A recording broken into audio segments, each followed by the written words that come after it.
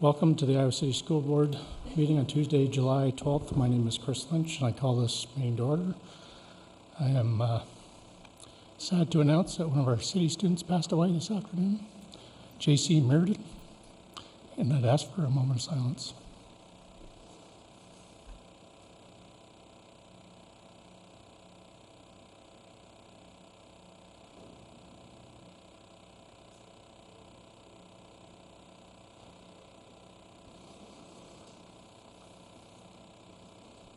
Thank you.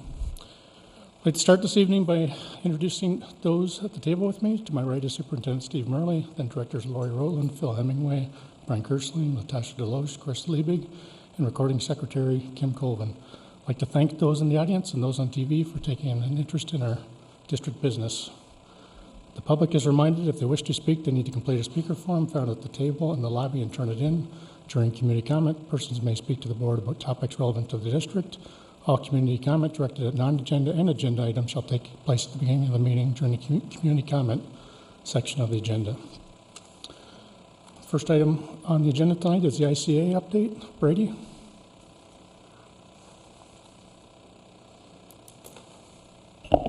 Hi, Brady Shutt for ICEA. Superintendent Murley, directors, thank you for having me here in the summertime. I'd like to start off just by welcoming Jane Fry to the administrative team. We have a fantastic relationship. Personally, Jane and I going actually way back to our time at West High together, and we're very excited as an association to be working with Jane. She's going to be an outstanding administrator in this new capacity for the district, so I'd like to just welcome her.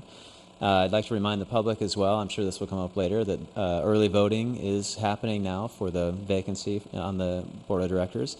And Tuesday the 19th is, of course, Election Day, so we really encourage everyone to get out and vote, be informed, be active. There are forums happening, one tonight, actually, and then another one tomorrow. We have on our website, we submitted a questionnaire, and all of the candidates have answers. It's iowacityaa.com, and you can go and find their responses there. We have 3 fantastic candidates, so we'll see what happens. And that brings me, as I've watched the campaign unfold, I'd like to just say to all of you directors, thank you for your willingness to serve. Watching a campaign happen and seeing the very tough issues that they're tackling and knowing that they're going to tackle them here at the board table with all of you reminds me of how hard this job is, how much time that it takes, and I just want you to know how much we appreciate your dedication to the students in our district. Thank you. Thanks, Brady. Next item on the agenda is community comment. Thank you for your interest in the Iowa City Community School District and for your willingness to share your comments. You're reminded to give your name, address, and the topic you wish to speak. During community comment, persons may speak to the board about topics relevant to the district. All community comment directed at non-agenda and agenda items shall take place at the beginning of the meeting and shall be limited to 4 minutes per speaker. The initial community comment period shall be limited to 1 hour. Remaining community comment, to the extent necessary, shall take place at the end of the meeting. To the extent you are commenting on items not on our posted agenda, the board may ask follow-up questions, but it's prohibited by Iowa open meeting law from responding to questions from speakers or engaging in substantive discussion regarding non-agenda items. We always start with our students. And first up is Jerry M. On deck will be Ruben.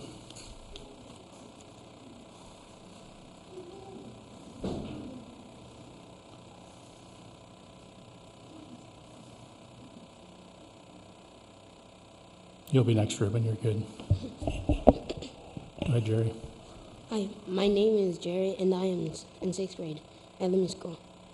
I want you to put Stephanie back to work right now because she helped my sister to get a job, and she always taking us to our soccer games, and we never missed a game because she helped us. Without Miss Stephanie, I wouldn't have been able to play kickers or try out and play with Alliance Soccer Club. And I'm going to a men's camp all this week because of her. Put her back to her work or listen to complaints she filed. Thanks, Jerry. Ruben? On deck will be Congolo Karimba. My name is Ruben. I am 7th grade at Southeast Junior High. I want you to put Miss Stephanie back to work right now because she helps thousands of people. She's the only one who helps half of the world. She helped me and my family and my friend's family. If she wouldn't have told me about soccer camp, I wouldn't have been able to go, and she gives me rides and packs lunch. But her back to work or listen to her complaints she filed. Thanks, Ruben. Congolo. On deck will be Matura Omar. Hi, my name is Congo Minkamba, and I am 7th grade at Southeast Junior High. I want you to put back Miss Stephanie right now because she helps me and my family and my friends' family and to find new house and move and get stuff. They needed her help. She helps my parents apply for jobs, and she is the only person who answers the phone all of the time when we call for help. Without her, I couldn't know all of my friends and be healthy and love school like I do. And without Miss Stephanie, I wouldn't have known how to get to my school, to my new school.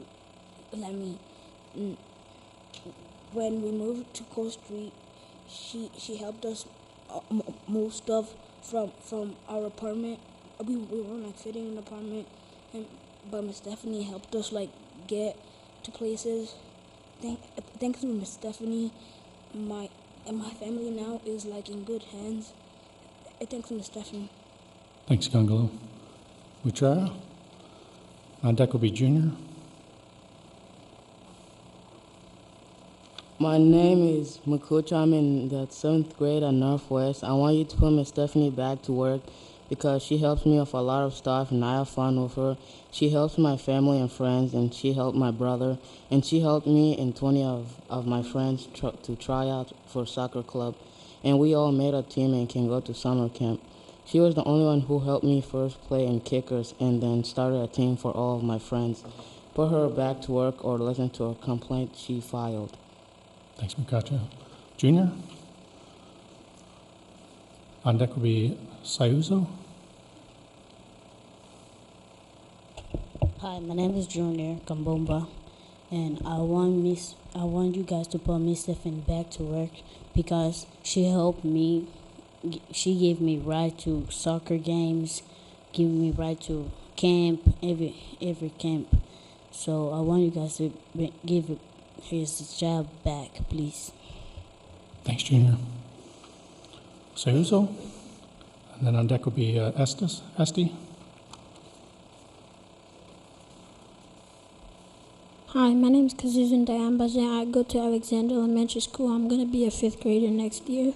And then I came here to talk about Miss Stephanie because all she has done, I wouldn't imagine being in a soccer team or right here, or imagine what would I be without playing soccer without her. And I'd like to thank her for everything, and thank you for having me here. And I want you guys to put her back to work because she has done a lot of stuff in helping me and helping them. If it wasn't for her, they would have never made it to the soccer team, which is Alliance, and she put me to Iowa Kickers too. Thanks, Kuzo. Esti.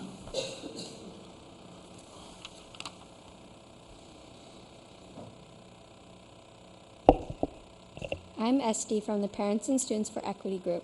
We would like to thank you for putting our topic on the agenda last meeting.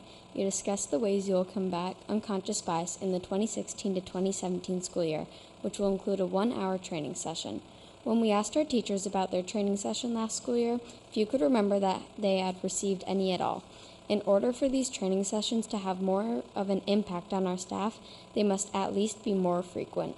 The Equity Committee can offer guidance to help you find the best ways to make sure our teachers and staff are fully prepared to treat every student in our diverse population equally. As the national news has pointed out over the past week, equal treatment for people of for people of color is incredibly far from our current state and reality, so it is crucial that we work as hard as we can to make our community a place where justice for all is more than just a fantasy. Thank you, and we look forward to working with you further on this. Thanks, Esty. Thanks to our students for participating. They all did a great job. Next up will be Pat Kearns, and Robin Clark Bennett is on deck.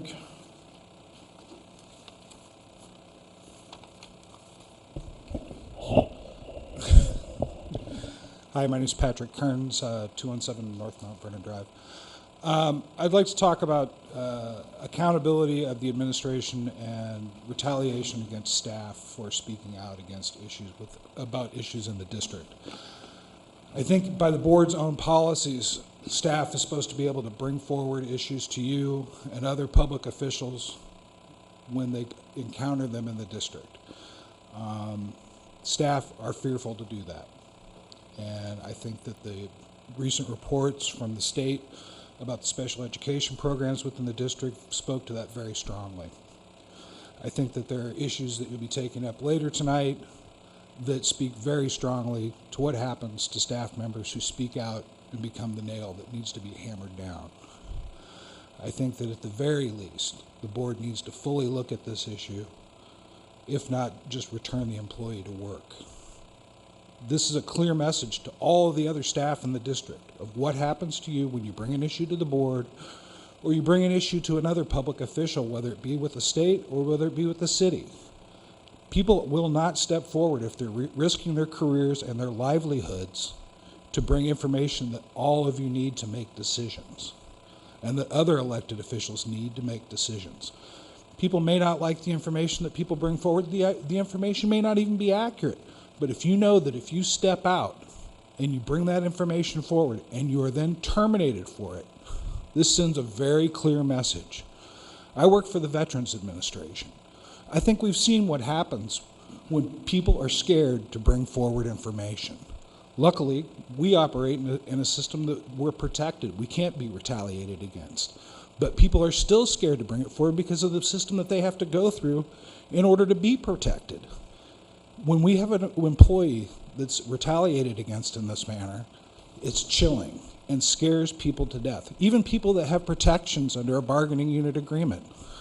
There are teachers in this district that are scared to advocate for their students because they know the hassle that it will bring down on them. I've experienced that with my son who's got a brain injury, where he's entitled to certain things. Everybody in that IEP meeting agrees that he's entitled to those. But no, as the state report has borne out, well, then it has to go to another level of review, completely in violation of the agreement. Luckily, my spouse and I know enough to say in that meeting, no, this is the IEP meeting. We're not going to discuss what some other level of review is, what's appropriate for our child. But how many parents in the district do not know that? And how many teachers are scared to make sure that parents understand what their rights are? I think it's significant. And if you guys don't review this or don't overturn it, it sends a very clear message to staff that they cannot come forward for a legitimate review. And if they step out of line and they lose their job because of that, then they're done. Their career's over, their livelihood's done, and they just are quiet. And that is toxic. Thank you. Thanks, Pat. Robin? Next will be Gay Mickelson. Good evening. My name is Robin Clark Bennett, and I live at 620 Kimball Road. I'm a mother of children in the Iowa City School District, and I'm proud to serve on the board of the Center for Worker Justice, a nonprofit organization that represents hundreds of low-income community members in our area. Center for Worker Justice is incredibly concerned about the handling of the case of Stephanie Van Housen. We believe it's been very damaging to relationships between the district and our community, and it can be fixed. You can fix this. We're concerned on 3 levels. One, we're concerned because dozens of our members came to us very upset who feel like Stephanie Van Housen has provided them an essential connection and support to the district and has done an excellent job providing supports to homeless and low-income people. And while she was on leave, it reduced the staff allocations to that job. Whether or not we can say others attempted to cover her work, it reduced the staff allocation to an essential function. Two, we're concerned because you better have a good reason to fire someone like that. And when we reviewed the district's own rationale listed in her discipline notice, it was shocking that the criteria being used were she spoke to elected officials when we didn't want her to, and she talked to a union office, which we found very frustrating. I mean, those are basic rights that guarantee, as Pat said, the ability of staff to advocate for their students without fear of retaliation. And so the Center for Worker Justice is concerned about the policies being used, and which in fact appear to be in direct violation with the district's own stated and written policies. And so we have a very serious concern about what kinds of policies and criteria are being implemented day to day when it comes to dealing with staff who speak out and advocate for their students. And three, we're concerned because for months the Center for Worker Justice reached out to Superintendent Murley and has requested meetings, and we feel that we've been blown off and given the runaround. Our president reached out to Stephanie supervisors and wrote a letter expressing the organization's concern, went up the chain of command and reached out to Superintendent Murley, went up the chain of command when they received no response and went to the board. Board member Lynch suggested that we boil down our concerns and submit an Appendix 6 complaint to the board clerk. We did that.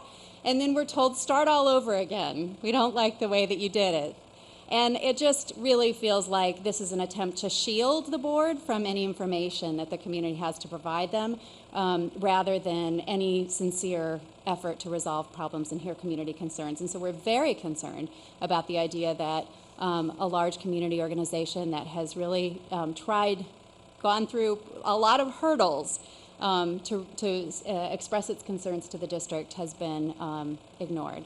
And so we ask that you put Stephanie back to work. We ask that the district take serious actions to steps to meet with community members and hear their concerns, and that at the very least you get all the facts in this situation and hold a hearing to hear the full picture at stake in Stephanie Van Housen's case. Thank you. Thanks, Robin. Okay. Katie? Thank you.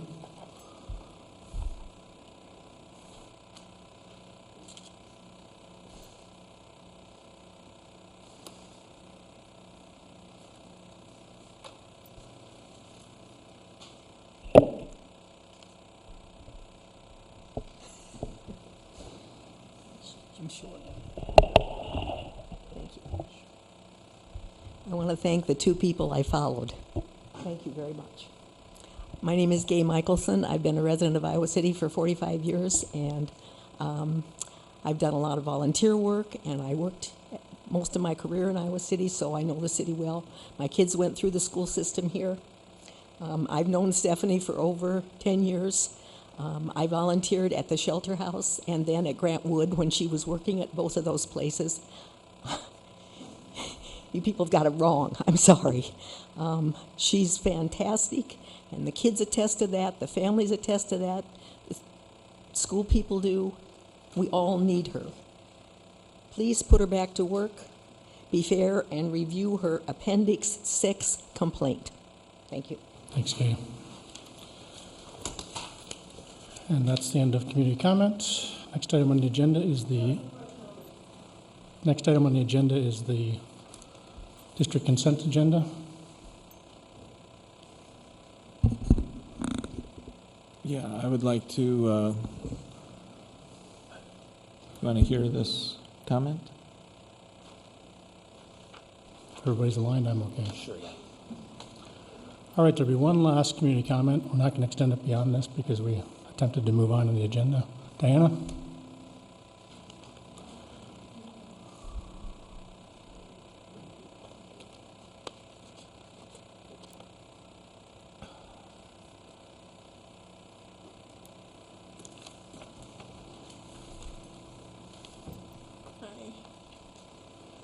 Well, Miss Stephanie has been a really good person. She has helped out my brother when he needs rides to his soccer games a lot of the time. She has provided indoor soccer shoes for when he needs them. He has provided him with socks when he doesn't have any. She's been helping him a lot out. Thanks, Diana. Next item on the agenda is the business consent agenda. Yes, I would like to pull item 9.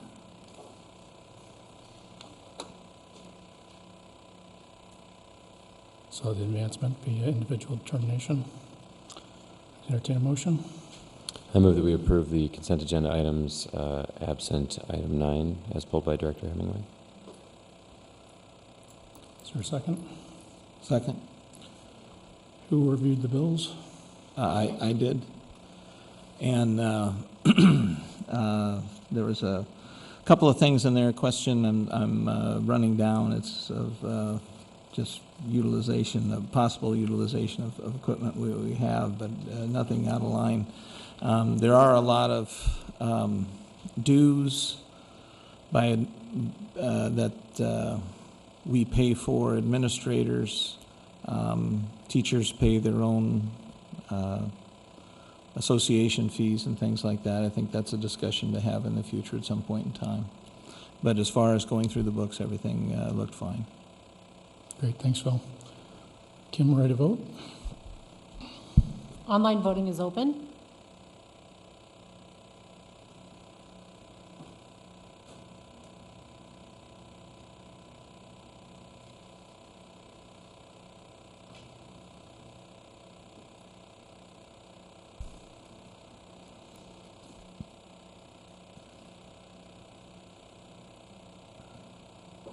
Need a manual vote or? Natasha, you're not registering. How would you like to vote? Sure, yes. Thank you. All votes have been cast and the motion carries with all directors voting in favor. Next item on the agenda is the Appendix 6 complaint.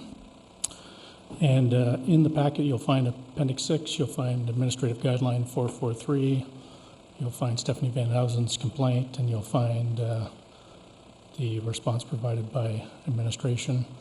In Appendix 6, there's basically, the first question in Appendix 6 for us to answer as a board is whether we will take action on the complaint, and that basically means whether we'll hear the complaint at all. So there's 3 potential outcomes. One is no action, in which case the administrative recommendation or decision would stand. If we choose to take action, there's 2 options. We could hear the case tonight using only the information provided in writing, or we could plan a hearing where we actually do a hearing and basically both sides get the opportunity to talk about their side of the case. So the first question is a simple one for us, is whether we want to take action or not. I think we should just go around the table and yes, no, simple rationale. If anybody wants to start, we'll just go clockwise. I'll start. Yes, I think we should hear the complaint. Now, is Stephanie here? Okay. Would you want to hear the complaint tonight, or would you like to schedule? That's not the process, Phil. The Okay, process is a board process. So. All right. Well, I would say, as a board, I would like to hear the complaint. I think it would probably be wise for both parties to schedule it at a time when we can focus on it instead of on a spur-of-the-moment type of thing. Not to say that there hasn't been a lot of information brought before us and things along those lines, but I would urge for the last motion on our screens that the board determine to take action, the board schedule a hearing on the complainant and take action. All right, so we go clockwise, Brian.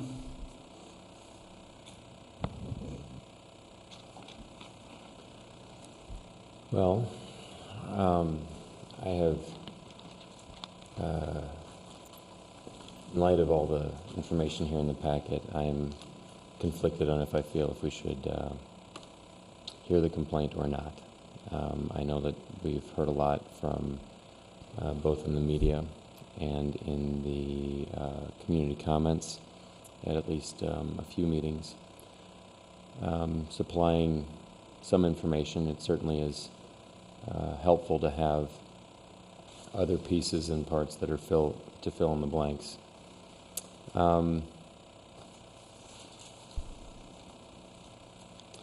Tried to stay as impartial as is possible to this point regarding this. I think that I would be in favor of hearing the complaint.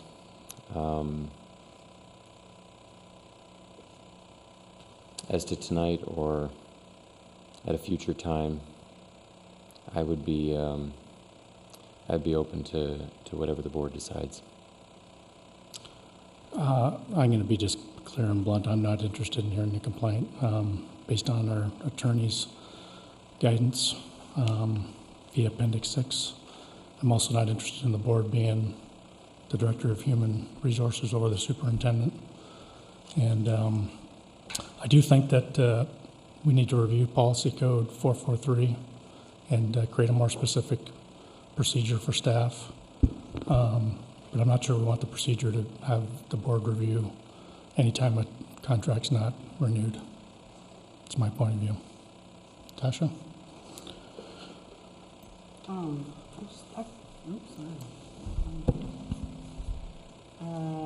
I think I don't have a problem hearing the complaint that we take action. So. I had you're through?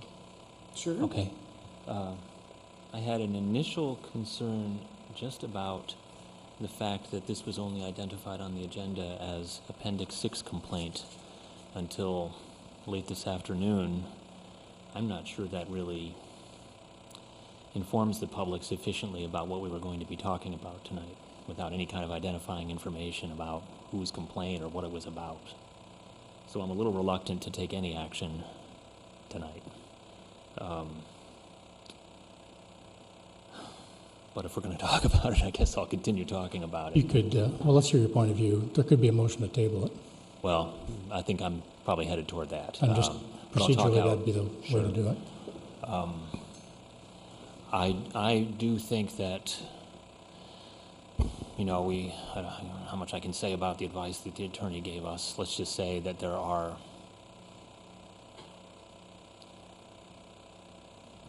other proceedings going on that are related to this.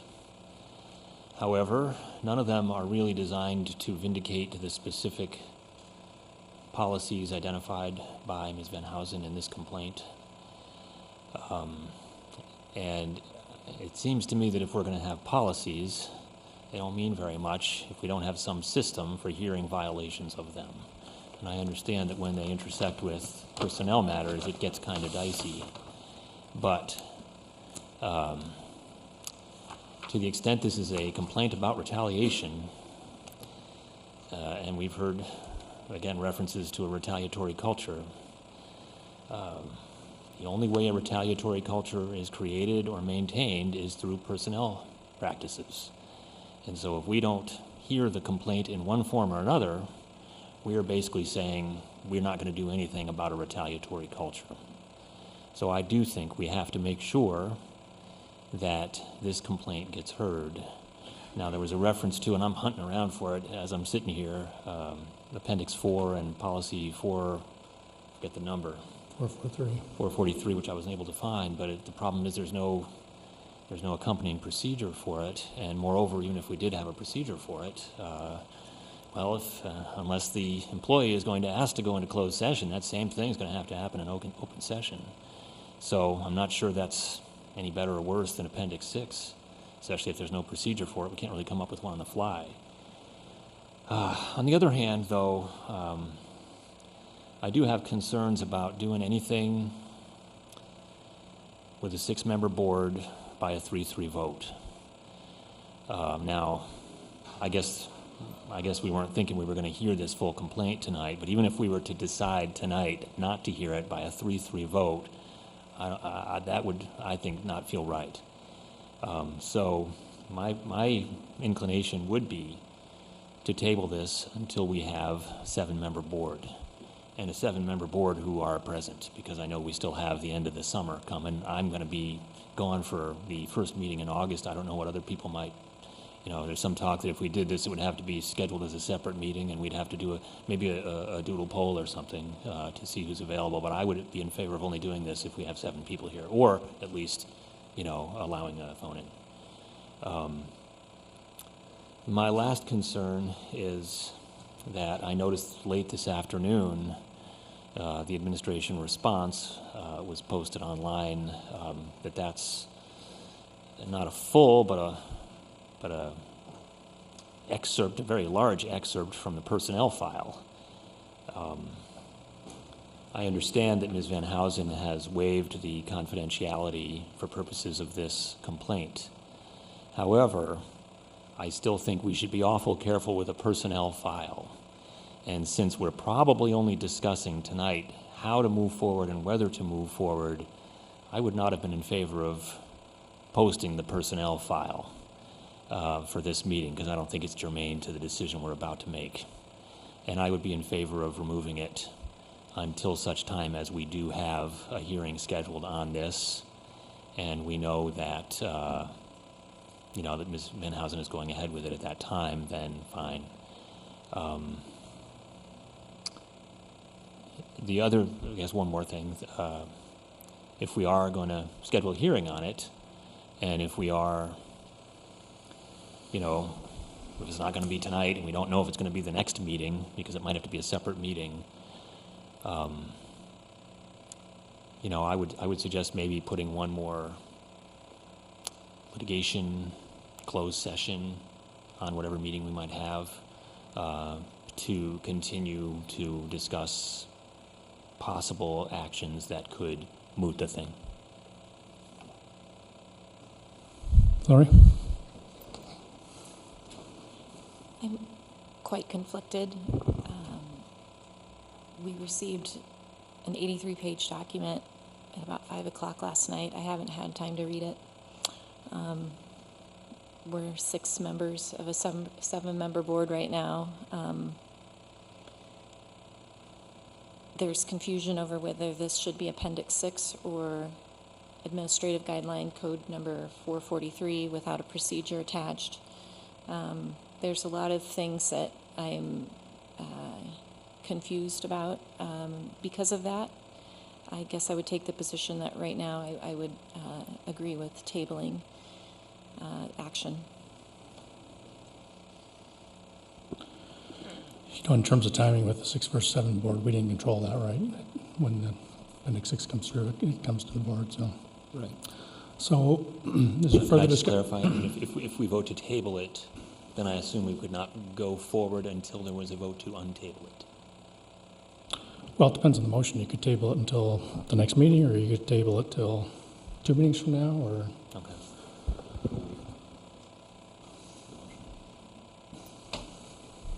I'd entertain a motion.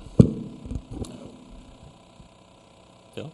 Well, I'll make a motion that the board take action and schedule a hearing of the complaint at a further date. And is there a second?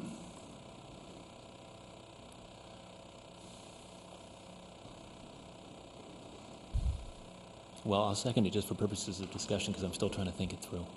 Excuse me? I'm seconding it just so we can discuss it because I'm still Perfect. my wheels are Excuse turning me. as to how we should handle it. Yeah, that'd be great, yeah. Well, again, I sort of go back to that first point I made that I'm a little bit leery about whether we gave enough notice that we were going to be doing anything on this tonight.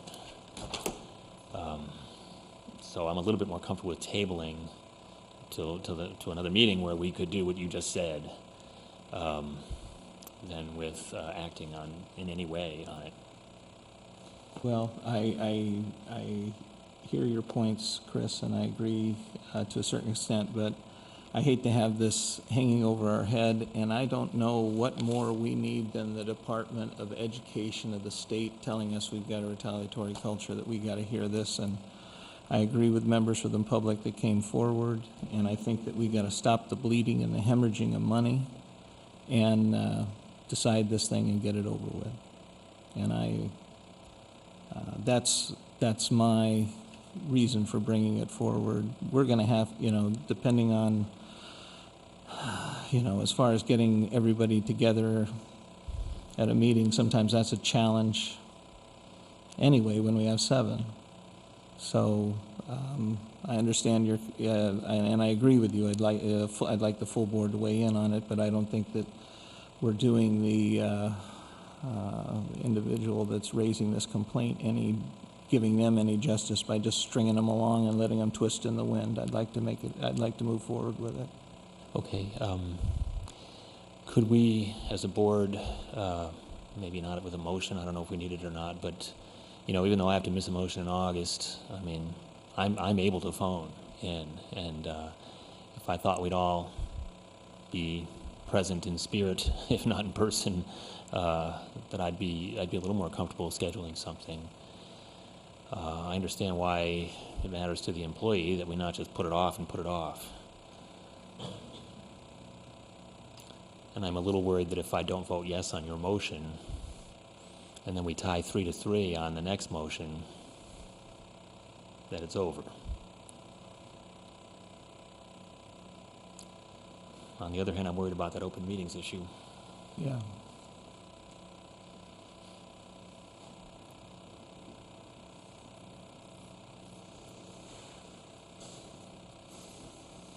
Further discussion? Well, how are people feeling about just tabling it?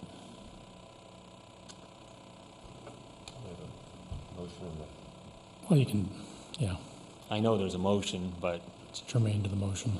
It is sort of germane because it makes a difference in how I vote on the motion. If I thought there were enough votes for tabling it, I might feel differently about the motion that's pending.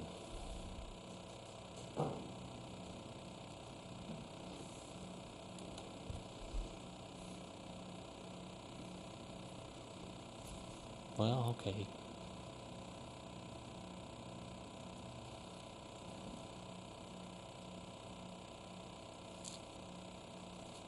Further discussion? There's a motion to second. Can I clarify one thing about the motion? Sure, go ahead. When? I think we'd have to go through it. So, I mean, we can define the process. I do think we obviously need to make sure that all parties are available. So, I don't know if there's any past practice, or is Joe? Well, I mean, We'd have to the talk next about- possible we'd have to talk about a opportunity will, process. I mean, no matter when it is, we would have at least a 7-member board. Whether we're all here is a different question. Right, exactly. Would people be amenable to saying, let's do a doodle poll as far as when to schedule it and make sure it's a date when everybody's available? Are you referring to the hearing or Yeah. the discussion of whether to have a hearing? No, the hearing, because Phil's motion is to have a hearing. Right. And I guess I'd be more inclined to vote for it if I knew that we were going to, schedule it at a time when all 7 board members are going to be available. We can probably discuss, I mean, we can do a poll ahead of time, but next meeting we could set the date. Okay. Just throwing that out there, because then we'd have our 7th board member. Yeah. Because it can't be until after that date if we're Right. not 7. Correct, right. And would it be with the understanding that that we would only pick a date when all 7 board members were present? capable I of have participating, however we decide that participation is I have allowed? no problem with having that. I think it would take some time. If I understand correctly, we need to find our own counsel as a board. Oh, there's that too. I don't see that this is something that would happen Right away. in the next few weeks. Correct me if I'm wrong, Joe. That's right. Would it be possible for you to talk, Joe, a little bit about what this would look like? Or am I putting you on the spot? Yes, I am. So Joe, we're asking comments just on the aspect of scheduling, right?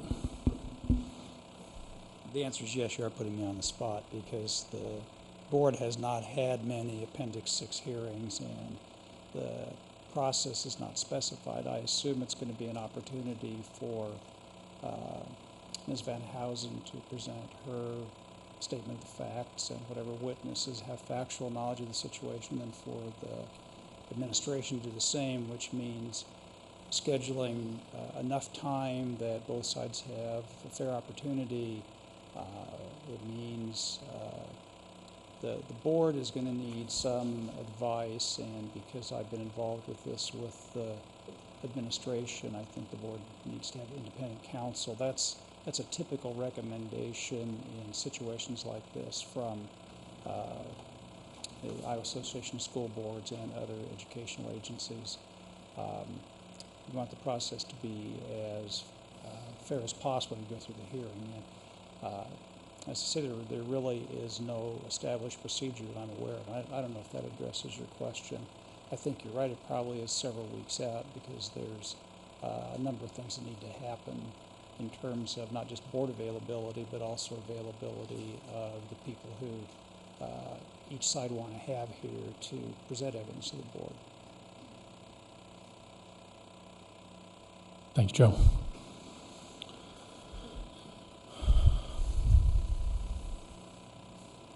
All right, once again, further discussion? How have personal matters like this been handled in the past? If it's not the Appendix 6 complaint? Well, I think Joe, The process? I mean, I know 443 has been mentioned, but how is that, what's the process been in the past? I'm unaware of any that have come to the board. They're usually resolved through the grievance process, through the associations. So it hasn't been support staff in the No. past? The situation with Sabres, wasn't that in Appendix 6? That was an Appendix 6 complaint, yeah. Okay. So but you're drawing a distinction because of? I was thinking about people in the non-recognized categories of full-time employment in the Okay. district. And that's what, was it the He was situation with Sabres? He was on a coaching role. coaching, okay. Mhm. But we have had complaints come before. You know, I just to get it talked out a little bit, if, you know, the fact that there is pending litigation of a sort, you know, does play into a decision like this, but the only pending complaint seems to be about basically a different employment action. So I might feel a little bit differently if there was a pending complaint right now about the same thing that we were talking about the non-renewal. In which case, there'd be at least an argument for seeing what happens with that, before, or you know, being sensitive to that at least with what we do. But right now, I'm not seeing enough of an overlap for that to affect whether I think we should go ahead with a hearing.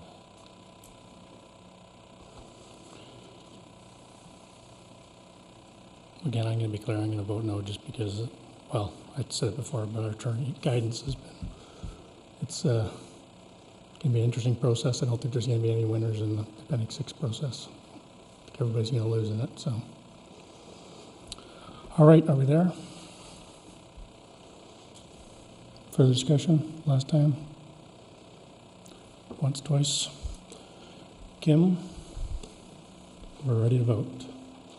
Online voting is open.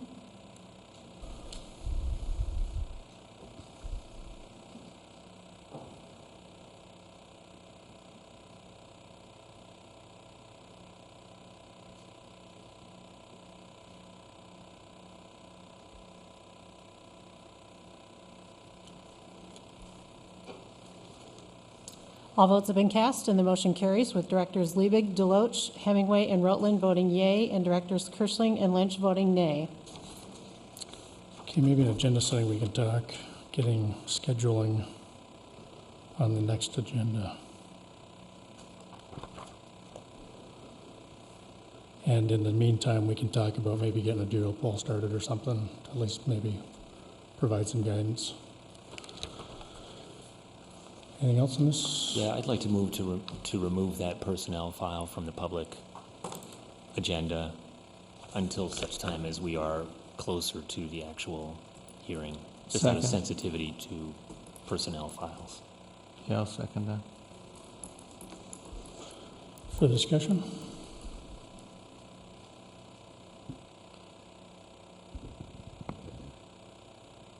As confidentiality been waived by filing the Appendix 6 complaint? I think she's waived it, but I still think we don't. That doesn't mean we have to put it out there, and just out of a sensitivity to the idea that personnel files are sensitive and that this thing might be settled.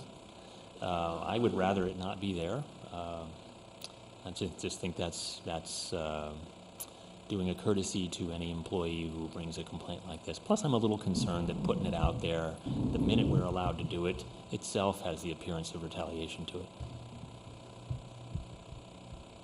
I have a point of clarification. Are we legally allowed to do that? I actually don't know, and so I'm just asking. I hear the deliberation at the board table, but I'm just not sure that we'd be legally allowed to do it. Great. Look to Secretary Hansel. I mean, I think it's an attachment, right? It's not changing the agenda. The simple agenda is the simple agenda. This is an attachment. I mean, it. First of all, I don't think I've ever experienced anything like this. Second of all, you're not changing the agenda, and even if you wanted to omit or take a part of your agenda and not deal with it, you have the right to do that. It's an attachment, and so it's already been put in the public domain. I'm not sure what we gain by removing it from the public domain, except more criticism that we're not being transparent. It tells one side of the story that the board needs to hear if the board's really going to be objective about this. You know, it's entirely up to you how you want to manage your business, but it's a piece of what you need to know in order to deal with this issue. So. And like you said, the facts are, confidentiality has been waived, and it also was reviewed by Attorney Holland, which is part of the delay in getting it up. So. Well, and if we end up having the hearing, it'll be on the agenda, no question about it. I hear you. I'm just trying to get the facts out there. All right. Are we certain that every person whose name is included in that document has also waived their right to confidentiality? Because there's a lot of other names that are not students, just a lot of other staff names and community members. I defer to Attorney Holland. He reviewed it and redacted it, so it's my understanding that he went through and removed any of the information that needed to be protected.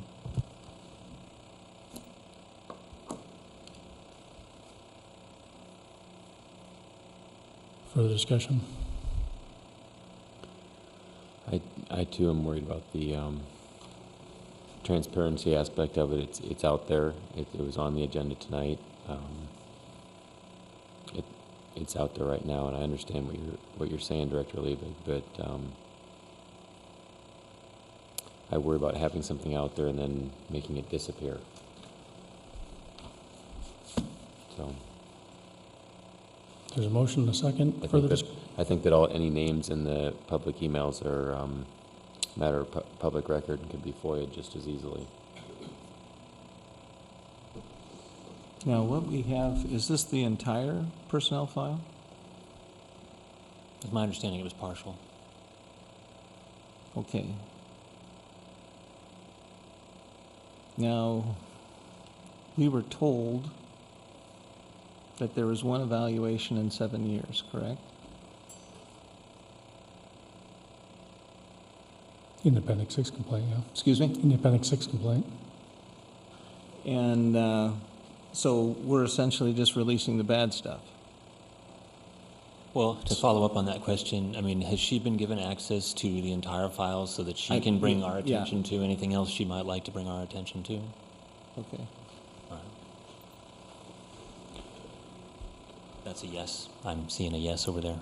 Yes, that's correct. All right, further discussion?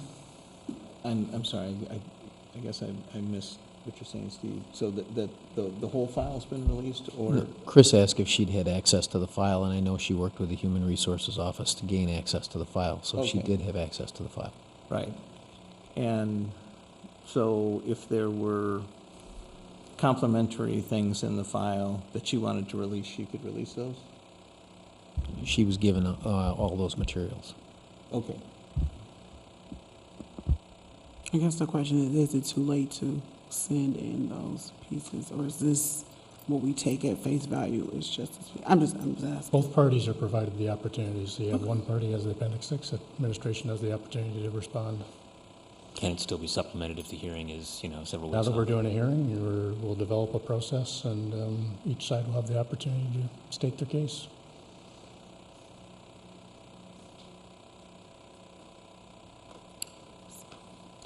All right, not hearing any further discussion. Kim, we're ready to vote? Online voting is open.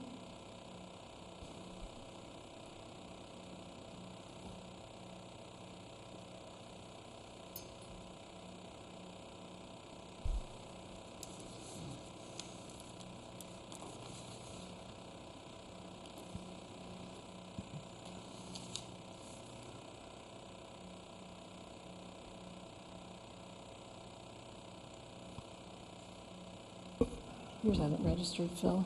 Excuse me? Yours has not registered? Oh, it disappeared. Maybe.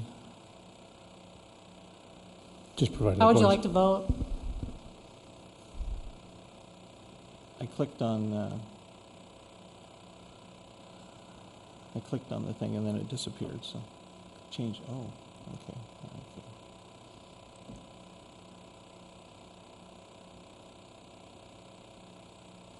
Let's do a voice You vote. didn't get it? I still didn't get it. All right. Maybe it's just doesn't like the fact that I'm changing my vote. I'm voting nay. Nay? Yeah. Okay. Maybe it figured I was going to vote the other All votes way. have been cast and the motion fails with directors Deloach, Hemingway, Rotland, Kirschling, and Lynch voting nay and Liebig voting yay.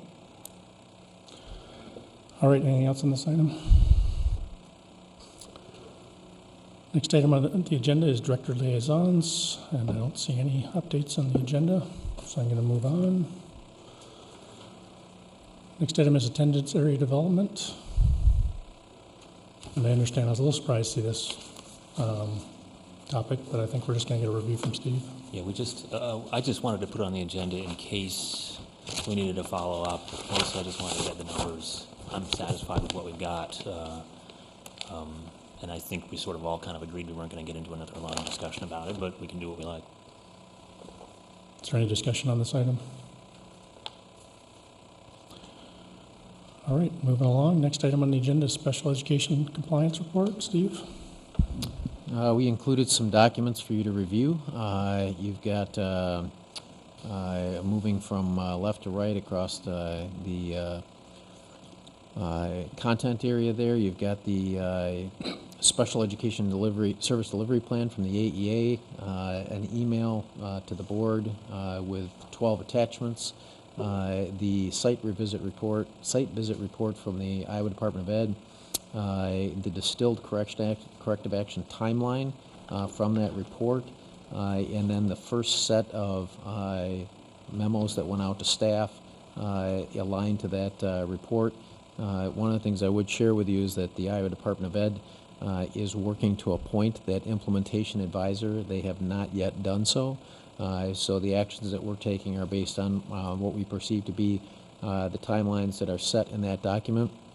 We do have a contact person with the Iowa Department of Ed, and we've been working with them as we go through that prior to their assignment of that implementation advisor.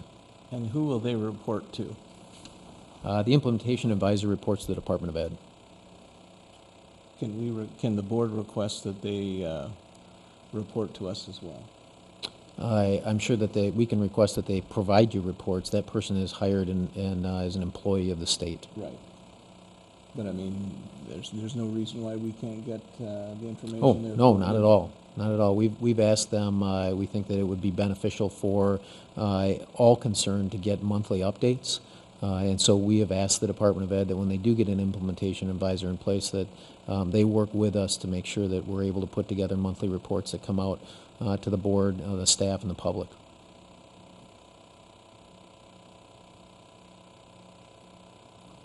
So I think we have a work session on next meeting to maybe go into more detail.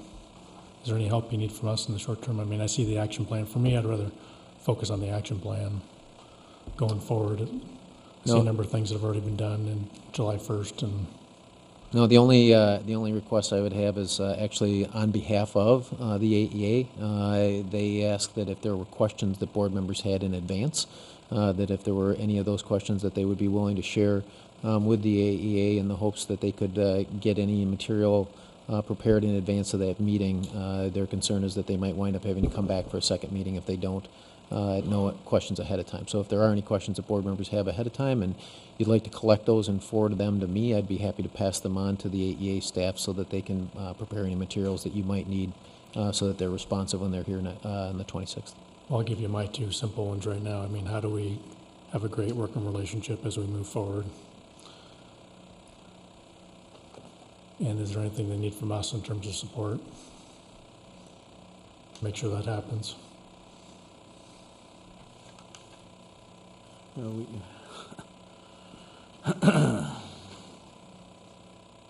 I've always asked for a auditing of the Grantwood AEA and see exactly where all our money is going.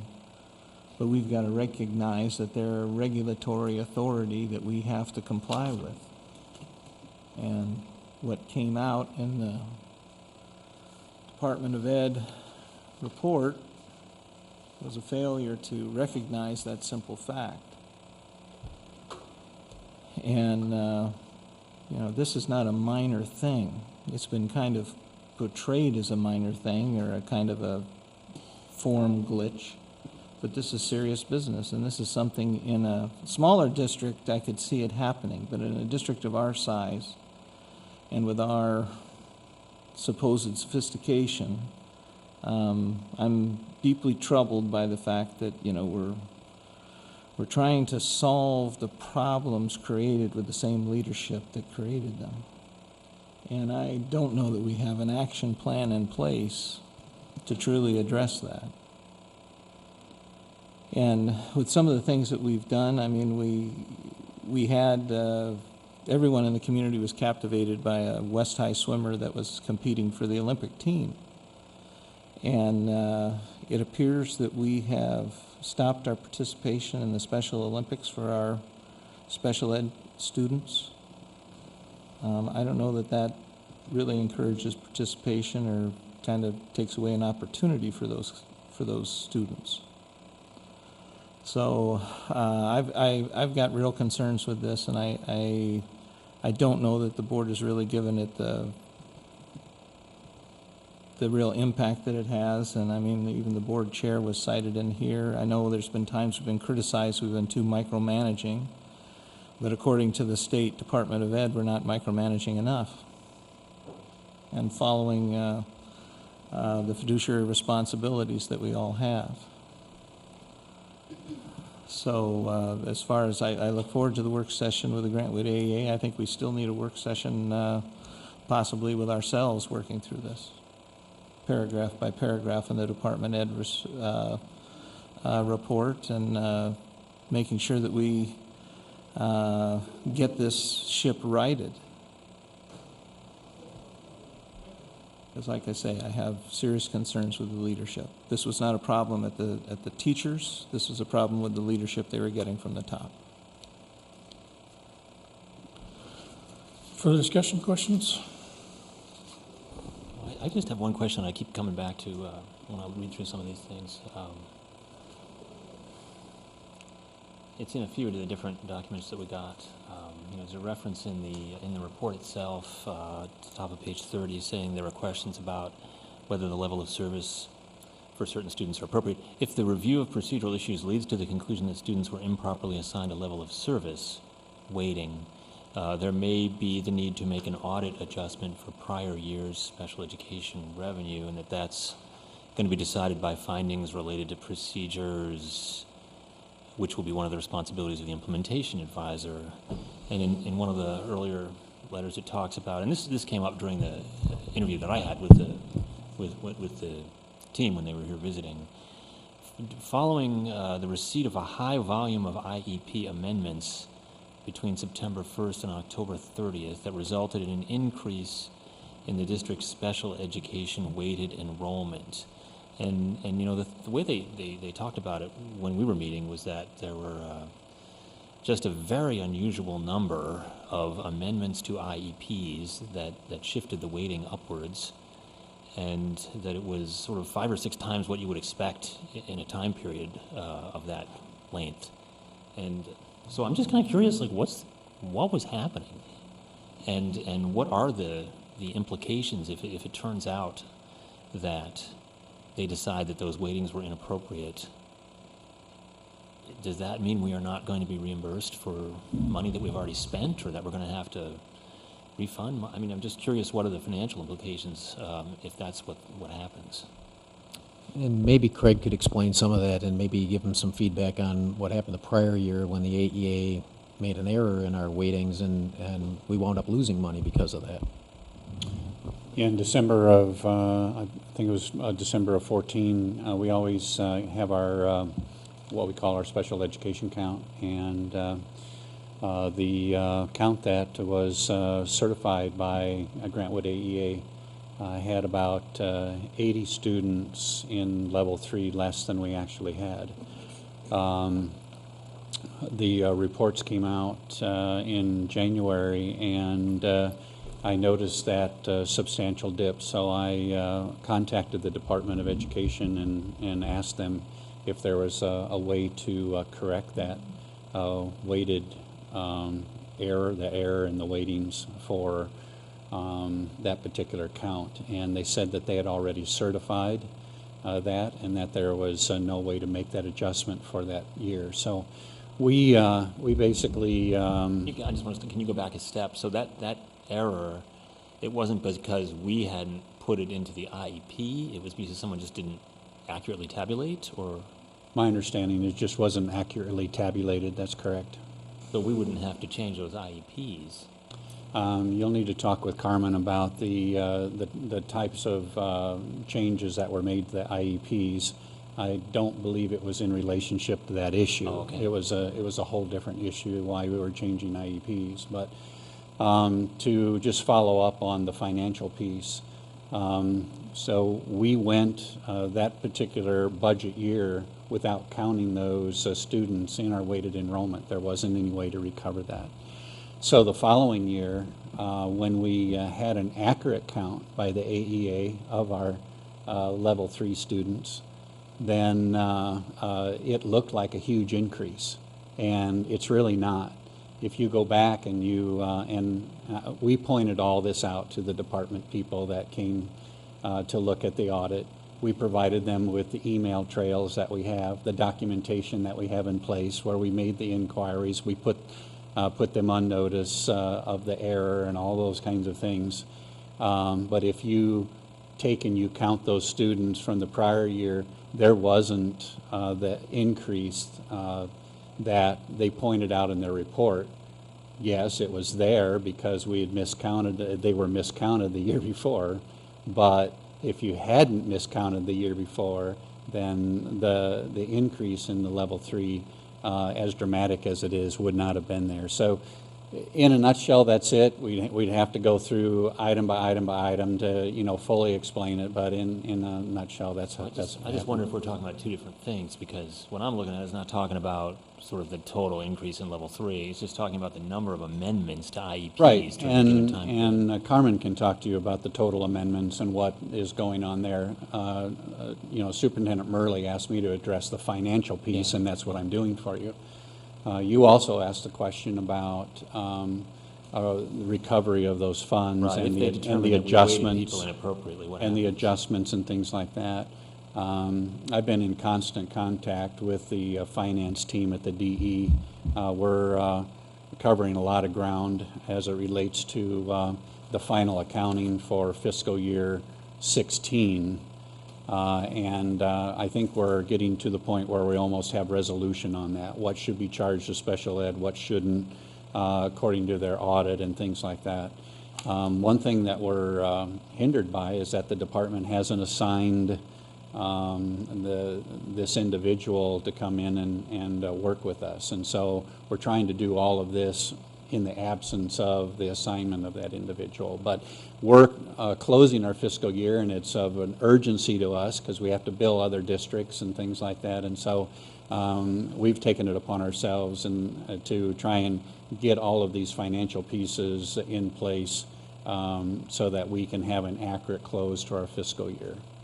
Well, I guess, it's sort of lingering in the report there as kind of ominous. Like, well, this could have financial ramifications, but we don't get much of a sense of how much or what those ramifications would be. So if we had weighted people inappropriately high and they determined that, does that mean then that we suffer financially?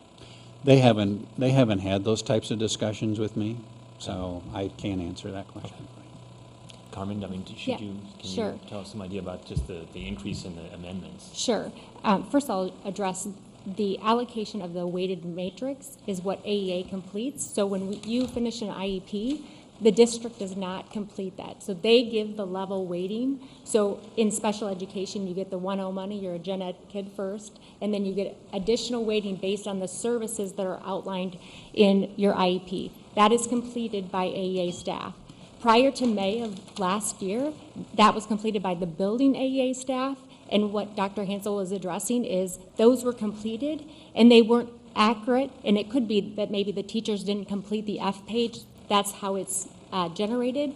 Unfortunately, all of the students were still here, and absolutely they received the services that were outlined, but we did not get the funding for them.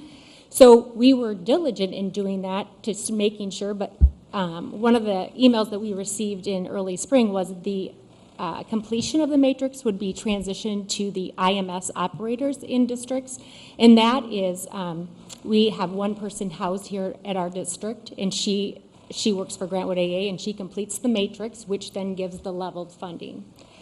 To address the amendment question, in November, I was notified that our district had 400 amendments. It was more than anybody in the state. After I dug into it, a couple big factors. We weren't the highest in the state, especially with a district this large, and the amendment process was introduced to the IEP system to not hold people at bay, meaning, let's say students are making accelerated progress, you wouldn't want to keep them there. It gives the teachers, you still call the parents, but it gives you the leeway to go forward, or if you needed to make an instructional change. Those processes and procedures are outlined. With that said, a couple big things happened in our district. We implemented FAST, the universal screener, K-6 for all students. So we had 335 students, K-3, initially. By the count date, we rolled it out K-3. That's 335 students that we had to amend because in their IEPs, I shouldn't say 335, probably 80% of that 335 had reading goals, or they have reading goals. So we had to amend their IEP to align it to the universal screener now. We used to use DIBELS, so you have to align. You have to amend that IEP. In addition, would that result in a different weighting? So there's two things going. First, it was that we had a high level of amendments. So when we were first contacted about this, it was that we had high level of amendments, and we had the highest weighted increase in this AEA. It wasn't about the level at that time.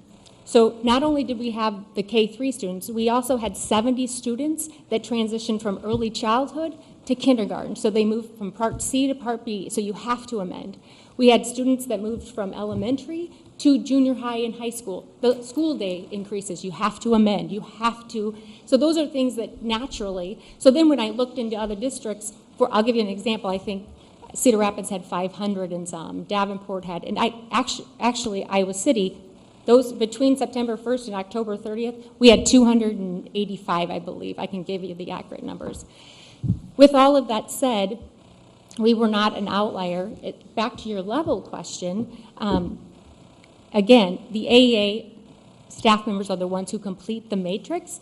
Another big factor that happened last July is the July procedural notes, the process. Every July, the AEA manual that guides kind of our business, they have release notes.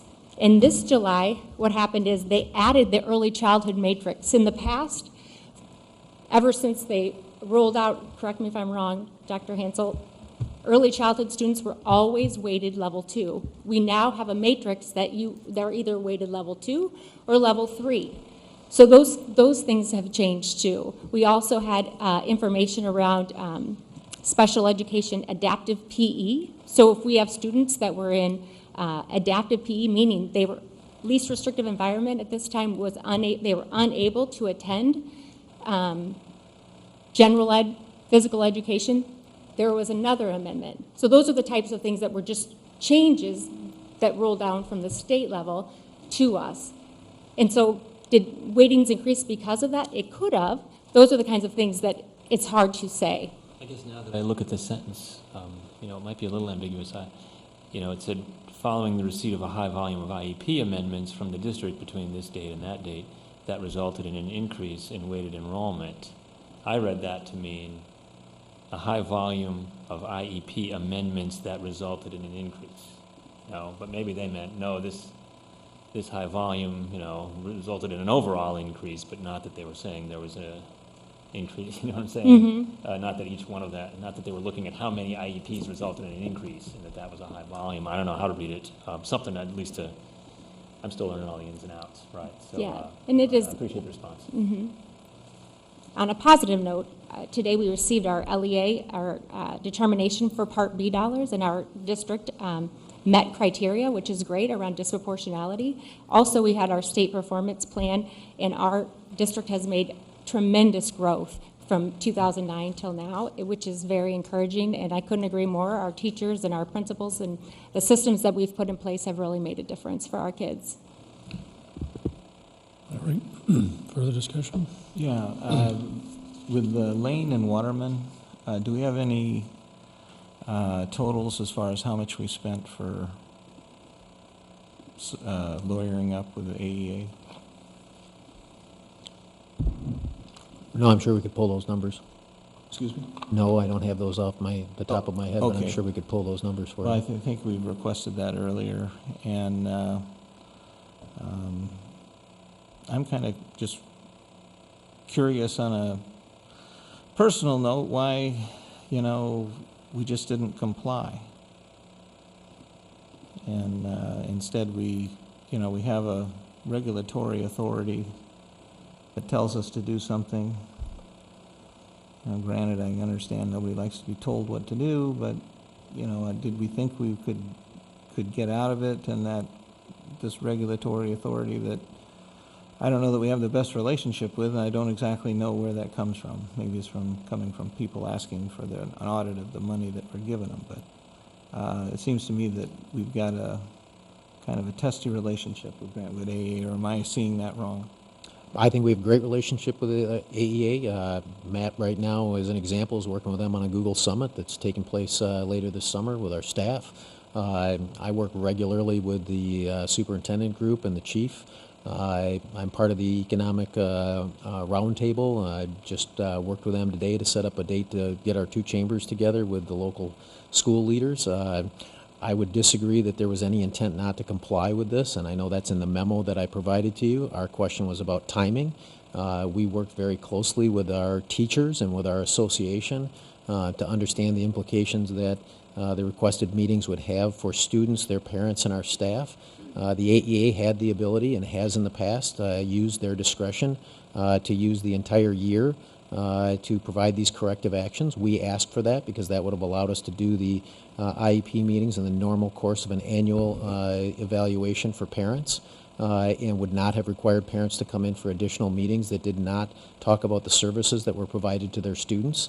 And so we wound up with a disagreement about the timing of that compliance issue and not the actual compliance itself. As part of that process, we reached out to peer districts for feedback from them. Issues that they raised in their review as peer districts with similar sized and type programs led us to ask for additional legal review. The AEA and the school district used the same attorney for special education issues, and therefore a recommendation was made to look for counsel from another attorney, and so we sought that out. You'll see that there are two memos in there. Those memos validate the concerns that were raised by our staff.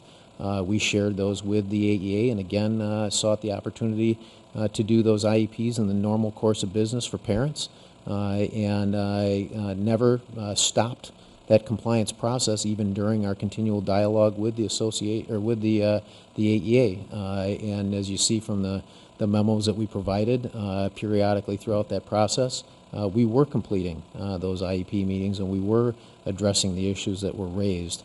And in the end, we actually did complete all of those in the timeline that the AEA established. We did, in the end, have to ask some parents to come in for meetings beyond those that were regularly scheduled for their children as part of their discussion of the services that were provided. But we were able to do that and comply with that. Just to add to, one of the things that I think is imperative is when we had our last I-STAR review in 2011, it was the 10-11 year, we had to write a corrective action plan based on, there was a number of indicators that we were not compliant with. Then we had our state accreditation. We met those Chapter 12 compliances that are around special education as well. We will have our state accreditation in February of 2017, and we have worked very closely with the AEA and the DE to ensure that we are ready and have things in place. The exciting thing is around disproportionality. We have made progress. We're not disproportionate. We had OCR come in. So we've had several big reviews happen within the last 4 or 5 years. And I just, again, I want to, give kudos to our teachers and our principals and the staff are putting systems in place because I want to celebrate. This is definitely significant. Director Hemingway, I agree with you, but I think we need to see the whole picture of data as well moving forward. Can I ask one question? I guess my question is, I know we're going to have a work session or whatever about this, but can it be really clear about what's the plan for the next couple of years to not end up back in a situation where we're getting all these reviews? Because I think it's great that we got it corrected, but it seems like it was a mess up. There was a correction. You know what I'm saying? I'm just like, how can we consistently provide the correct services for these families? I don't know. Maybe you all have. As a family who has special needs, it's hard, and so I'm trying to figure out how can we be able to make sure that we're not ending up in these corrective action situations. It's my concern. It's here, let's handle it, but then what does this look like in 5-10 years? What's that plan look like? And can that be really clear at the work session? Because I would like us to get something around this dang on place right. Honestly, and this being that this is our most vulnerable population, we have to get this right. And so I guess that's my request is that we have a really clear plan over the next, I don't care if somebody come and go, they have a job tomorrow or not, what is the district's plan about making sure that we are serving this population? So that's my only request. And I completely agree, and I just want to state too, when they did the I-STAR in 2010-11, the only part of the review that has to be 100% is transition. And so, for example, I'll just give you an example. Participation at that time was 76%. When they did participation, the January 4th report that we received from Grantwood AEA was at 93%. 95 is compliant. So we just missed it. And not to defend our district or staff, but if you pull 163 IEPs from any district, you're going to find things. And I understand they felt they had to look because of the high amendments and the increase in waiting, and I completely agree. But I do want to emphasize again, we never were not going to comply. It was all about our parents and our staff. Because we had 365 days to complete this I-STAR review, which the data was significantly more discrepant than it is from the January 4th report, that was our only request. We were never not going to comply. And I completely agree. We needed to definitely put things in place to make sure that we reestablish the partnership and we do what's best for kids. And Latasha, you're exactly right in terms of setting this up for success, and that's one of the reasons that the Department of Ed has the implementation advisor in place. In many instances like this, they'd turn this responsibility over to the AEA, One of the things that they identified as part of their review was that there was some confusion on some of the roles and responsibilities. Some things that were being done by the district should have been done by the AEA, and so we have been working with them to make sure that we have some pretty clear lines established regarding those roles and responsibilities and the expectations that each have for each other.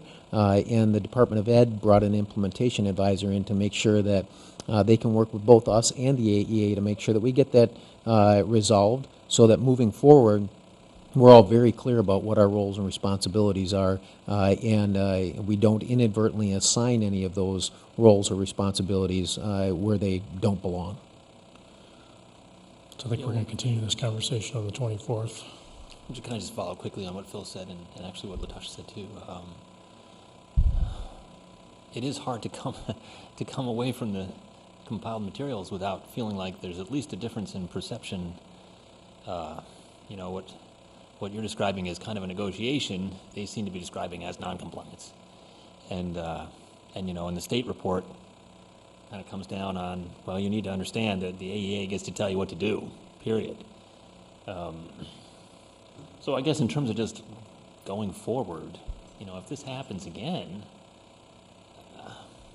is that, you know, are we going to have a different kind of approach to responding to them telling us what to do?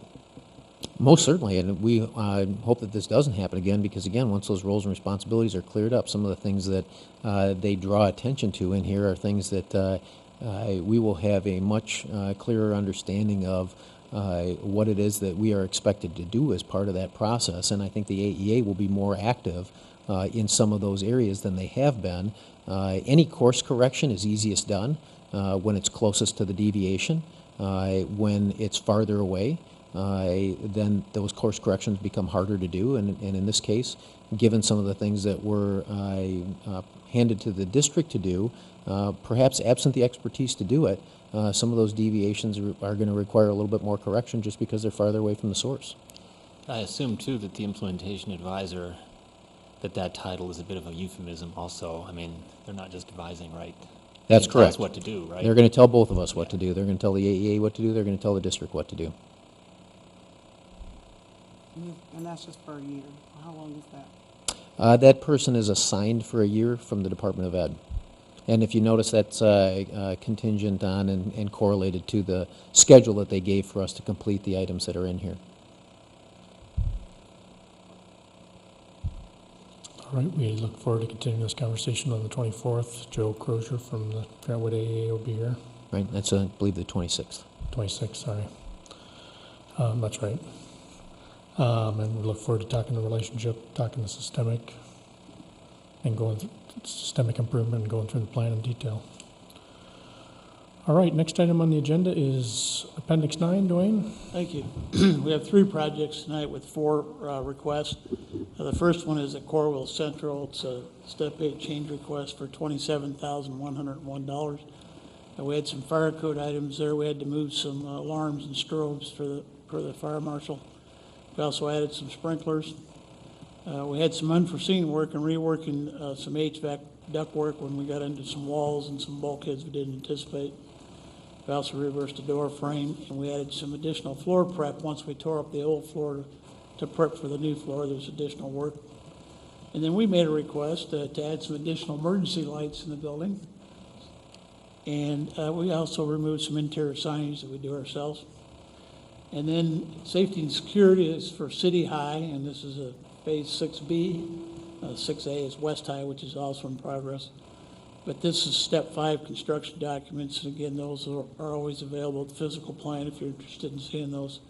Step 6 is a public hearing for July 26th on that particular project. The last request of West High School, Step 8, is a change request. There's actually 2 requests. The first one is to change the foundation for $1,718. There's a center section to this tennis court between the 2. West High indicated they'd like to possibly build a sheltered canopy there with some fundraising that they would like to do, and these footings are for that. We made a few changes. And then there's a change request to connect the sewer system on the baseball complex to the sanitary sewer that we're moving next to the tennis complex. Right now at the baseball, it's on a pump system, and we'd like to convert that to a gravity fed to improve any future maintenance. With that, I would answer any questions you might have.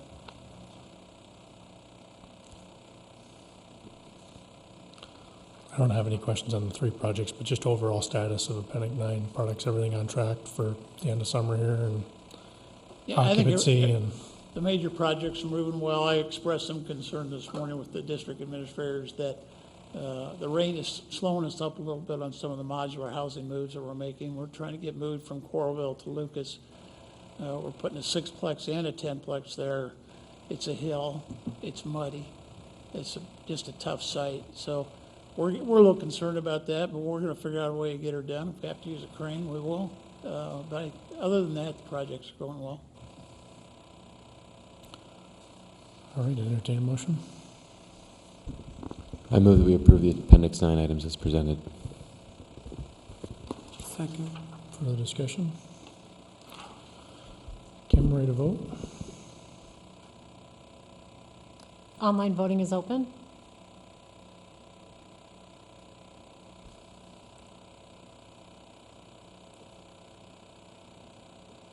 All votes have been cast, and the motion carries with all directors voting in favor. Thanks, Kim. Next item on the agenda is items withdrawn from consent. Number 9, Phil? Yeah. This is the Advid contract. And can somebody explain the how the curriculum is supposed to work? I looked at the website. It looks like it's a, what do they call it, a pull-out curriculum where you take the students out of the room, and is it more than just study skills? That's kind of what I saw. Yes, so, okay, yeah, so it is. And so I think the part that you may have been looking at is a secondary approach. And so there's 2 different approaches. There's an elementary approach and a secondary approach. Okay. The secondary approach to AVID isn't necessarily a pull-out per se. It's more of, we actually have an AVID teacher, an AVID trained teacher on staff. With that AVID trained teacher, they are going to provide additional skills. I wouldn't say necessarily just study skills. It focuses on, reading comprehension, literacy, especially for our kids that are achieving somewhere in the middle, to push them to get up into the APs and honor coursing along those lines. It's been very attractive, obviously from my standpoint, because of the fact that the numbers from different districts, but district in Des Moines has seen a high level of improvement for kids taking AVID, regardless of whether or not they go into honors or AP courses. And so that's the secondary model. The elementary model is the one that we're implementing, and so the elementary model is more inclusive from that standpoint, and so you actually have teachers, using the particular curriculum within the classroom, using the different teaching strategies within the classroom. And then, we've looked at it from this standpoint where we are sending, I think it listed Kirkwood Elementary as far as being that elementary school that we're going to use. We're trying to make sure that we have full school implementation, and we're working with the elementary implementation manager. I can't remember the name of the person off the top of my head, but having it at each level, and so we're going to do it 1st, 3rd, and 5th grade will allow for greater implementation throughout the school, and also allow for us to kind of implement somewhat what I would call like a train the model. And so we have the key leadership within Kirkwood, elementary teachers going to the training and then continuing to bring that message back, and also being a part of the coaching that is provided as well. Now, did this go through any kind of a committee for selection or anything like that? It didn't go through any committee for selection. I did bring it up at the equity committee multiple times, talking about the numbers from the achievement standpoint, and what it can do for not only our students of color, but also our white students as well. And so it's been talked about at the equity committee meeting, but it hasn't gone through another committee. Okay, and you have documentation of local schools that have used this and had success, and they can attribute it to this ADVID curriculum? Yeah, there's only one particular school that they were giving information to, and that was Lincoln High School in Des Moines. I'll share with you the numbers because I do think the numbers are somewhat alarming. For individuals that took math and reading, so math, I hope Lincoln High School is comfortable with me sharing these numbers. Math is 48% proficiency for African Americans, 62% proficiency for Hispanic students, and 75% proficiency for white students. With AVID, the math is 81% for African Americans, Hispanic 82%, and white 82%. For reading, that gap is somewhat a little closer. We're reading with non-AVID students would be 53% proficient, 59% or 53% for African Americans, 59% for Hispanic students, and 75% for white students. For individuals that take the AVID course, 84% for African Americans, 84% for Hispanic, and 83% for white. And so I made sure that we had that information ahead of time before, kind of talking any further with them, because I knew that, that was something that not only the board asks, but the community asks as well, as far as whether or not, they are, there's some districts that are similar to us that have been doing been doing some of the work with AVID and seeing some of the results. Now that is a cohort model, and so that's with 4 years of instruction. The elementary curriculum, like I was saying, is a little bit different as far as how it's implemented. But again, we're talking with receiving some of the information from other school districts, not within our state, but in other states, and also talking with our principal who's on board with doing this particular effort. We hope to achieve higher minor scores in our FAST testing as soon as possible. And so that's Dr. Boyd? No, that's going to be, Kirkwood principal is Anita Gurley. Oh, okay. But Dr. Boyd is supposed to be helping with this. Correct. So the interesting thing about this is something that Dr. Boyd was from the high school that implemented AVID, so she does have some experience. She was the individual actually that kind of mentioned it to me as far as something that really pushes it forward.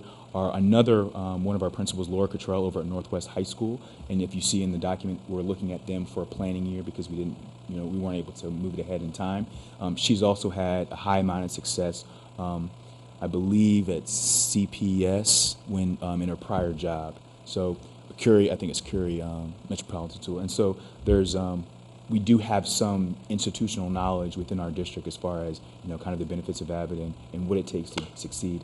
I will say though that with any model, it takes a high amount of buy-in. That's why we are looking at Kirkwood, just because we were able to work with Kirkwood. I was able to work with Kirkwood closely on a variety of different things, and so I felt like Kirkwood was the best test site to start with this particular program. But the thought is, again, as you can see, that we're looking into expanding it into the secondary as well. And this will be used in conjunction with other programs as well. Yes, and so the key piece, I'm glad you asked that question as well, because I think we're along the same lines as far as spending district resources, is making sure that we get as much resources as we can from a particular situation. And so I think I think Matt asked me multiple times, I think Amy has asked me multiple times what type of level of coaching they were going to provide, and so they will be instrumental in providing a level of coaching with our TLC cultural competency team leads. That's something that I know the board and the public has expressed some issue where we did not continue with Edwin, that falling off. And in conjunction with that, they're going to provide some administrative support.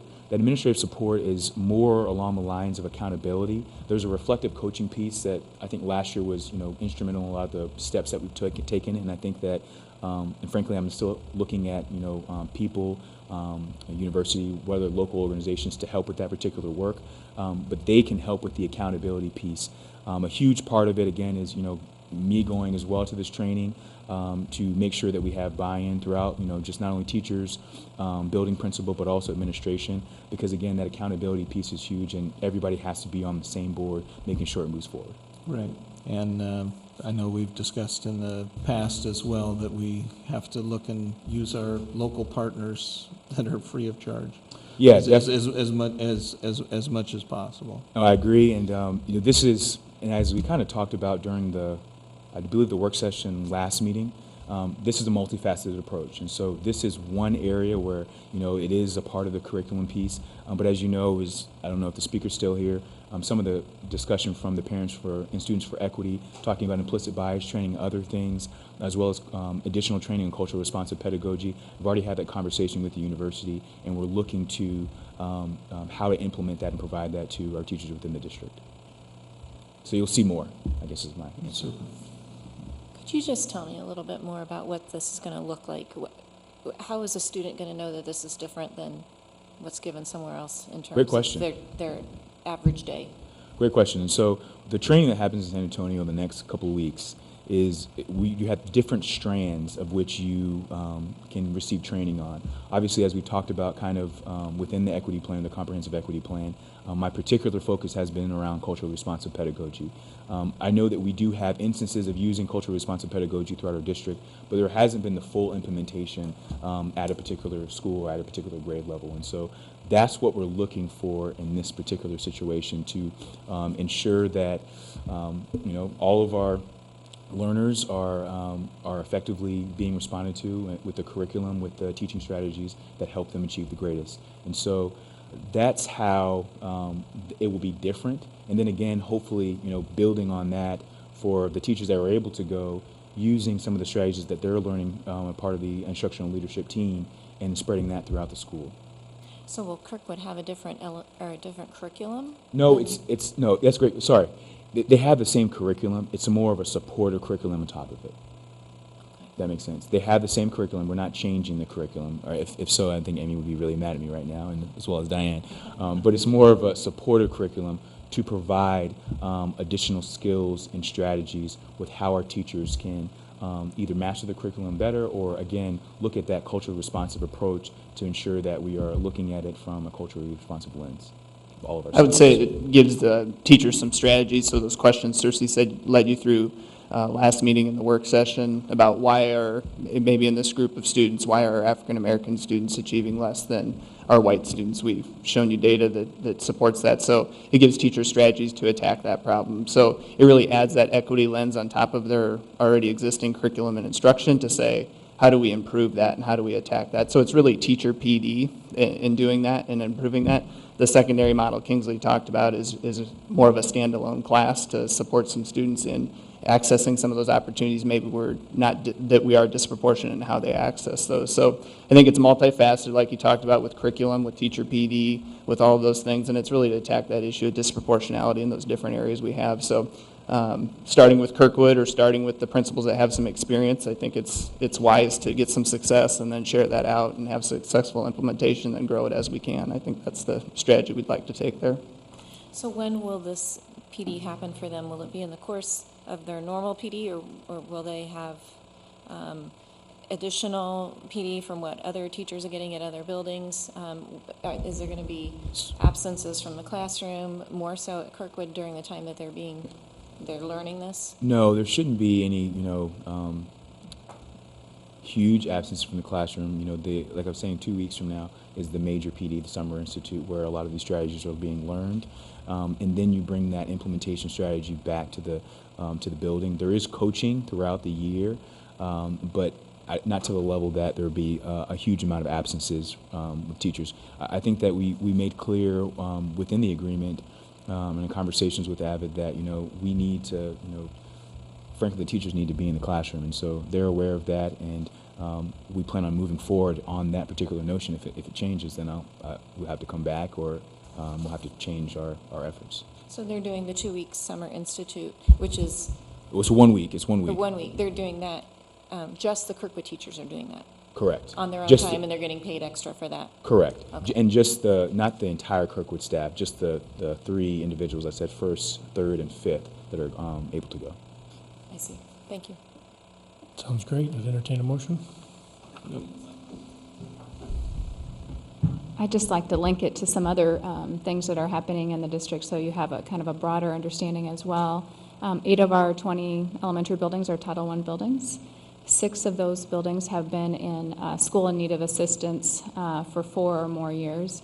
And when you reach that level, and again, we're moving away from No Child Left Behind, but under that legislation, there were certain sanctions that had to happen, and districts could choose from a few different areas to what they would want to move. I mean, you might have remembered from maybe some past learnings that could include, just even overturning the entire staff in a building. Well, the model that Iowa City had chose, which a lot of districts would have chosen, is called a sign-on governance model.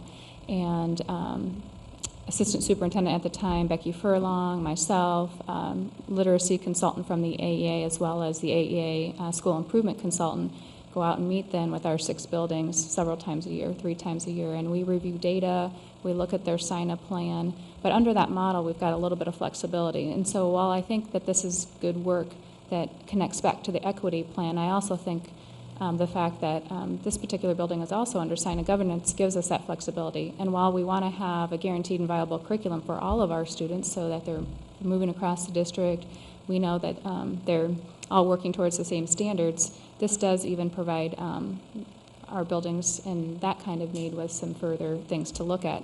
I like that when Kingsley approached us about it as well, that we're talking about a pilot to see how it goes. Anytime we're spending any money, we want to be real cognizant of that with our spending our taxpayer dollars, but I think it's a great place to start, and we've got a principal fired up about it. So I'd like to add. Thanks. And what is the plan for evaluation? Is this I know we're doing a 1-year thing here, but are we planning on a 3-year or 4-year? What's our overall plan on this? I mean, right now it's more of a a pilot 1-year situation. Going through the training program, and then as I talked about before, getting some movement on that fast assessment. I mean, that's something that the principal is really excited about. We're hoping we'll see a change Dramatically. immediately. Yeah.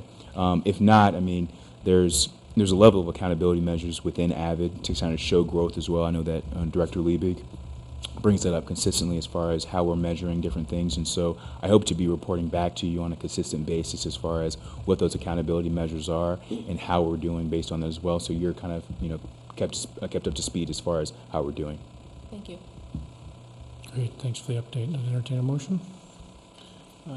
Make a motion to approve consent agenda item 9. Second. Any further discussion? Kim, ready to vote? Online voting is open.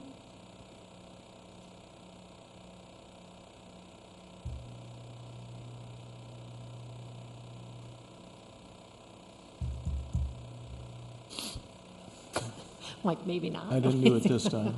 I'm going to close it and open again, see what happens.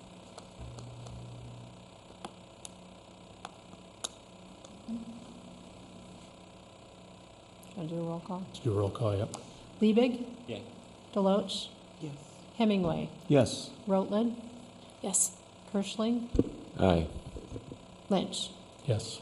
Motion carries with all directors voting in favor. All right, next item on the agenda is agenda setting, the 26th. One, we'll add the schedule appendix 6. Talked that already.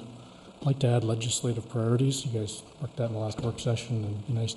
They're due August 11th, and I know a couple people aren't going to be at the August 9th, so I think we should just do it. Yep. I'd like to put on the agenda for the next meeting an item that was supposed to be on the agenda for this meeting, and that was a explanation on the superintendent's PhD program and the status of that. It was on the agenda at last meeting, but it was removed. But the question is, does that become evaluatory, or what exactly is it? It's been raised by several people in the community, and I think the question should be answered. I think it should be answered at the board too. All right. Do people want that agenda item? I think.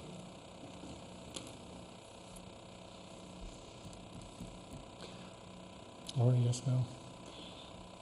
I haven't personally been asked, but I trust what Phil's telling us. If he's been asked that question, I think the community should have an answer, but I'm open to whatever others Brian? think.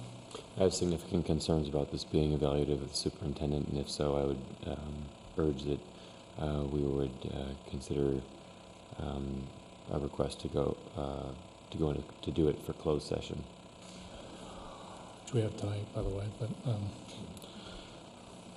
and I'd suggest we get a written update, so I wouldn't put it on the agenda, but if we want to. I don't think it'd take very long, and I think it would be So we're just going side to side, so. Sasha? I don't know, I get kind of worried about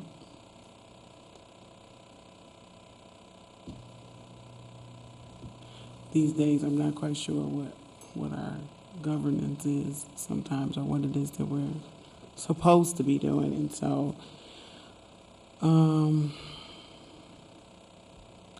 is this a discussion for the board, or is this just an update? I mean, like, if it's an update, does it have to be like, I mean, what does that look like? It's just an explanation on the situation. It's just a report out. Is what I'm looking for. Aren't we about to do that in closed session, though? I mean, aren't we about to What? do superintendent evaluation?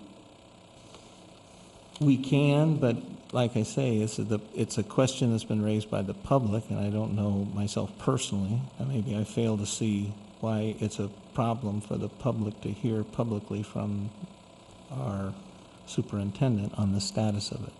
That's just my... Yes, no? I guess, yeah, sure. Yes, Chris? I'll say yes, with the qualification that if Steve thinks it's evaluative, he can say that and ask for a closed session. But to me, just a report out is All probably right, not that's qualified. on. Process point. All right, any other items? I think closed, I guess it depends on the closed session goes tonight. There could either be a closed, I'd suggest we either have a closed or an exempt session. Closed would be to finish performance. Exempt might be to talk contract negotiations.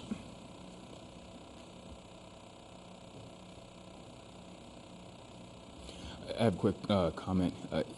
I'll be honest with you, this seems highly irregular. I understand that there's a public question, but... You talking about, Kingsley? Just the question about the superintendent's status as far as, the PhD.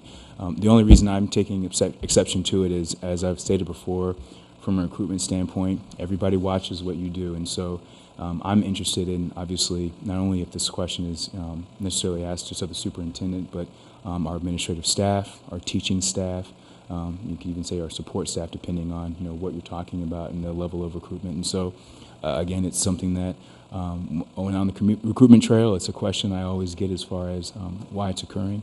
And so I just want to kind of, make you aware of that, as you're deliberating or discussing the topic. Noted. Any other agenda items? Okay, work session. I think we got a pretty full work session. More than full. You can put on the 26th. That's going to keep us busy. All right, with that, there's no other agenda setting items. I entertain a motion to adjourn. So moved. Is there a second? Second. All in favor say aye. Aye. Any opposed? This meeting is adjourned. Thank you.